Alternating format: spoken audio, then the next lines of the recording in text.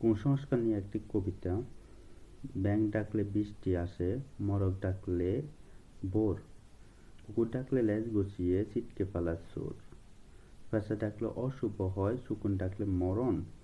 হঠাৎ কোনো বিপদ নাকি কাকের ডাকের কারণ, পাখি ডাকলে কুটুম আসে মিষ্টি হাতে নিয়ে,